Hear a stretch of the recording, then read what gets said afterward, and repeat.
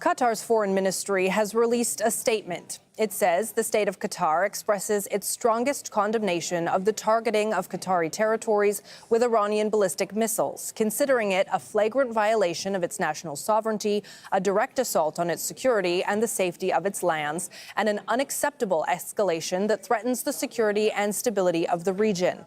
The Ministry of Foreign Affairs affirms that the state of Qatar reserves its full right to respond to this targeting in accordance with the provisions of international law and in proportion to the nature of the aggression, in defense of its sovereignty and to safeguard its security and national interests.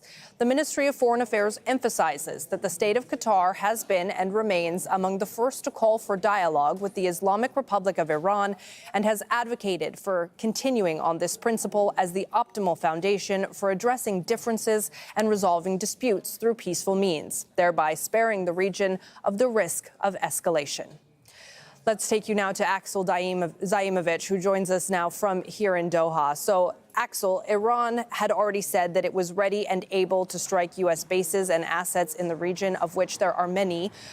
Bring us up to date with what you've been seeing where you are along the waterfront in Doha.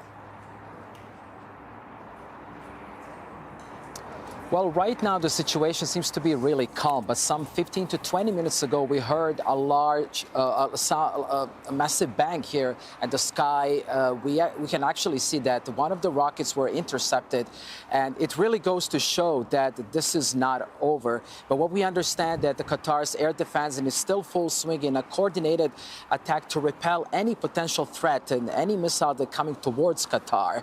But also we have official statements confirming that the attacks are taking place and they have been successfully taken down. But also what we understand, there are no casualties and there's no damage to residential areas. And the public is being urged that to stay away from the public area, do not touch any debris if they find it. And if they do find something, to immediately inform the authorities here in Doha. And it really goes to show that there might be some debris falling here, but we also have seen a lot of videos circulating on social media. So one particular neighborhood here in Doha, there's been a large plume of smoke coming from the area, but we don't know any more details about that particular attack. So that's why we are still confirming to see whether it's a debris or is there any potential rocket that might be hitting some of these areas across Doha.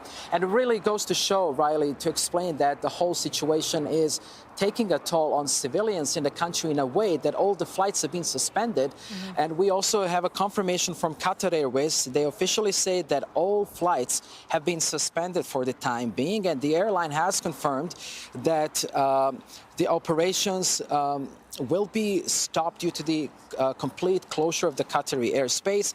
And they say they are working closely with the government and also deploying additional staff to the Hamad International Airport to help those passengers stranded in Doha. And it's really important to mention again, as the officials here have been saying, they've been advising and urging people not to go out and to follow official channels of communication, and just to follow these words coming from the government, because they also want to stop spreading any potential fake news, especially spreading on social media and unverified channels. But Axel, I also want to ask you, because it's not just Qatar that has closed its airspace, it's not just Qatar where explosions have been reported, it is happening across the wider Gulf region. What can you tell us about what we've been seeing elsewhere? Well, that's true. A similar situation like we see here in Doha, then it seems to be that this disruption is going to affect hundreds of thousands of people who have planned their holidays, who have planned to go back to their home, because this region is an international hub for so many passengers coming here.